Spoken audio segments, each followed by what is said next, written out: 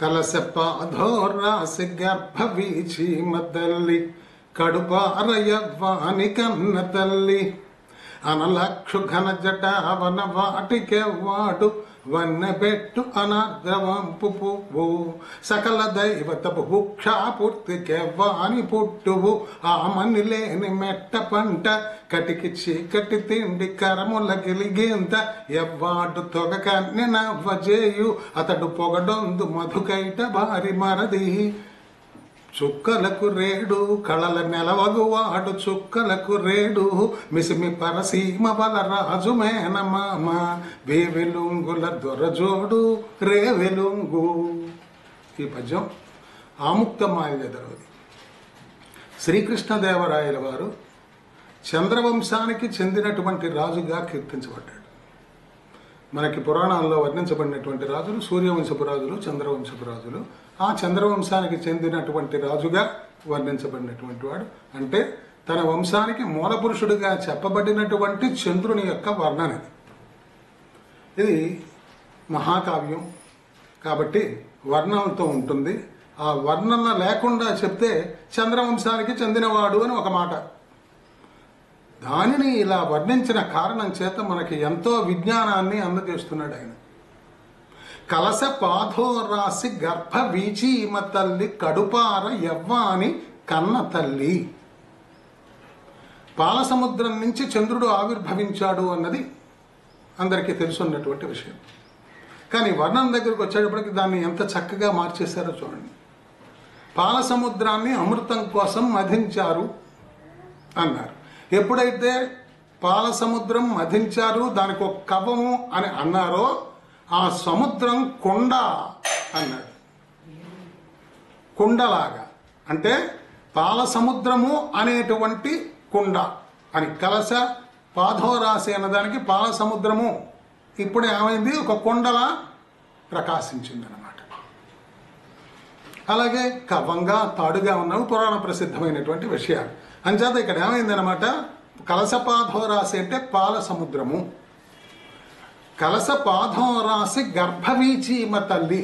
ఆ పాల సముద్రంలో ఉన్నటువంటి ఒక అల, ఒక కెరటం. ఆ కెరటం కన్న తల్లి ఎవరికి? చంద్రుడికి. పాల సముద్రం నుంచి ఆవిర్భవించిన వాడు అని చెప్పిన దాన్ని ఎంత వివరంగా వర్ణిస్తున్నారంటే, పాల సముద్రం, ఆ పాల సముద్రం మధించారు కాబట్టి అది కొండగా భావించబడింది. అలాంటి కాబట్టి దానికి కలశపాధోరాశి అన్న పేరు వచ్చినది. అందులో ఒక కెరటాలు ఉంటాయి, సముద్రంలో కెరటాలు ఎలాగా ఉంటాయి, అలలు. ఆ అల నుంచి పుట్టినటువంటి వాడు చంద్రుడు.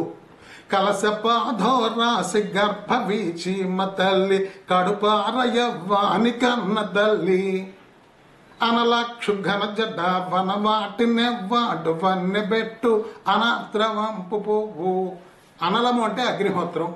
అగ్నిహోత్రము నేత్రముగా కలిగినటువంటి వాడు, కన్నుగా కలిగినటువంటి వాడు ఈశ్వరుడు.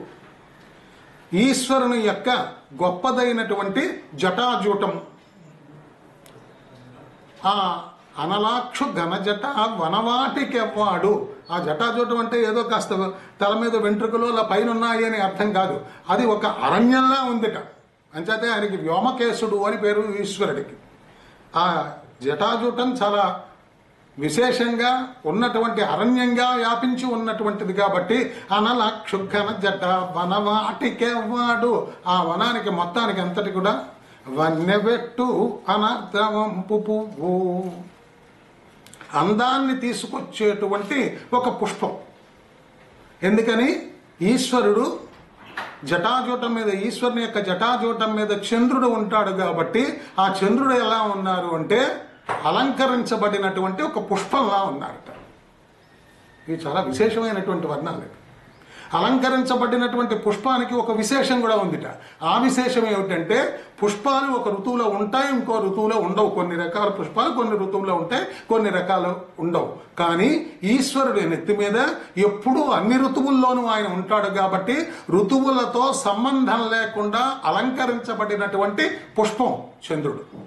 అనలక్షుఘన జటావన వాటినెవ్వాడు వన్నె పెట్టు అనాద్రవంపు పువ్వు సకల దైవతపు భుక్షా పూర్తికెవ్వాని పుట్టువు ఆమని లేని మెట్ట పంట. బ్రహ్మగారి చేత చంద్రుడు ఎలా సృష్టించబడ్డారు అంటే అమృతమయుడుగా సృష్టించబడ్డాడు.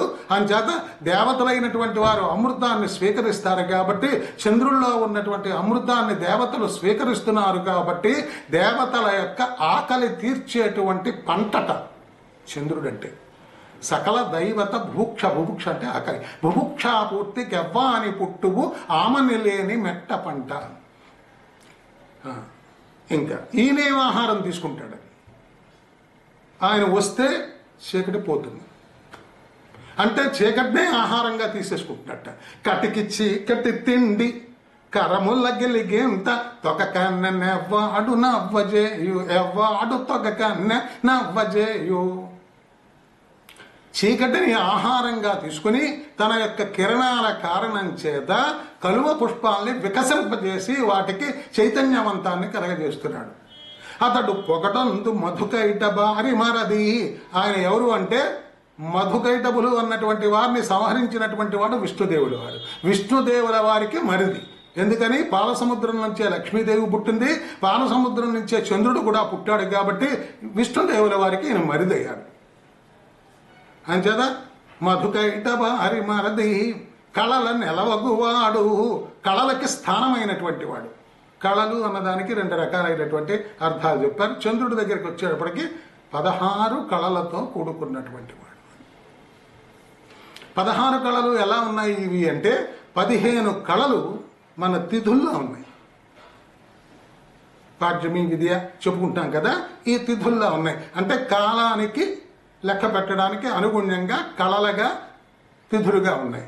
ఒక కళ ఈశ్వరుడి దగ్గర ఉంది, ఈశ్వరుని యొక్క శిరస్సు మీద ఉంది. అంచేత 16 కళలతో ఉన్నాడు ఆయన అంటే ఈ కళలు ఈ రూపంలో ఉన్నాడు అన్నమాట.